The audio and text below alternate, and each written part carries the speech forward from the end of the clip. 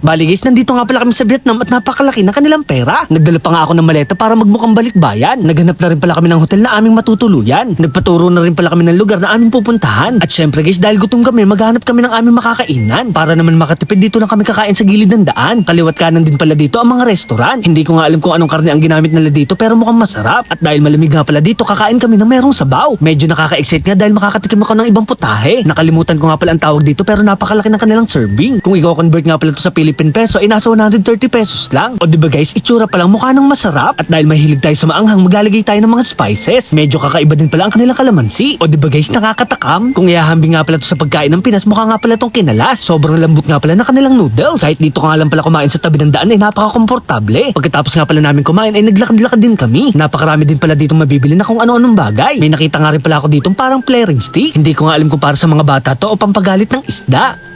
Char, nandito nga pala kami sa Huan Kim Lake. Isa nga pala to sa lugar na dinadayo sa Vietnam. Nagtataka nga ako dahil hindi naman ganun kalinaw ang tubig pero napakaraming tao. Nakakita naman ako ng sausage na mukhang hotdog. Spicy flavor nga pala yung binili ko para mas masarap. Hindi ko nga alam guys kung nagustuhan pa to ni Aling Regina. Kung tayo kasi ang tatanungin, lahat ng pagkain dito ay masarap. May namimingwit nga pala dito ng isda na walang pain. Hindi ko nga alam kung makakahuli siya ng isda. May nakita naman ako na naglalakihang mga koi fish. Hindi ko nga alam kung meant to be ba kami ng mga hayop na to dahil kahit saan ako magpunta merong mga isda. Napakarami nga pala nagsasabi na swerte daw ang isda sa bahay. At dahil puro lakad nga pala kami dito, nararamdaman na namin ng pagod. Natulog nga muna kami sa hotel at nagbabalik kami ngayong gabi. May pupuntahan kasi kami ni Aling Regina na sikat na kapihan. Bigla naman tayo natakam dahil meron dito nagtitinda ng mga seafoods. Hindi ko nga ina-expect na meron din pala dito nagtitinda ng tulya at paros. Bibili ka nga lang dito at pwede ka na magpaluto. This oras na nga pala ng gabi, parang gusto ko pang kumain ng madami. Medyo natakam naman ako sa mga itsura ng mga prutas nila dito. Napakasarap din ng kanilang mangga at hindi ganun kaasim. Habang hinahanap nga pala namin yung kapihan, may nakita ako dito mga nakamotor. Imbis na sakyan nga, itinutulak na lang. Katulad nga pala sa Divisoria ay meron din sila cleaning operation. Medyo naawa nga ako sa isang to dahil wala na siyang magawa na sinasakay ang kanyang motor. Mangingialam nga sana ako, ang kaso lang wala pala ako sa Pilipinas.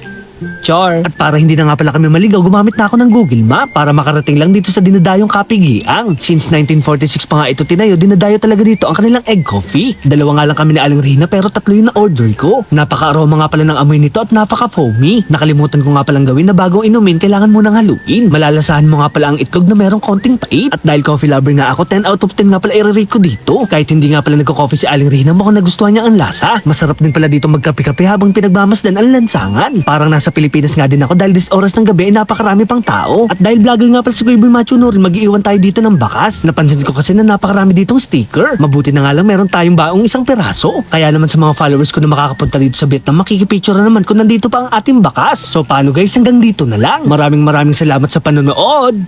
Paalam! Yeah!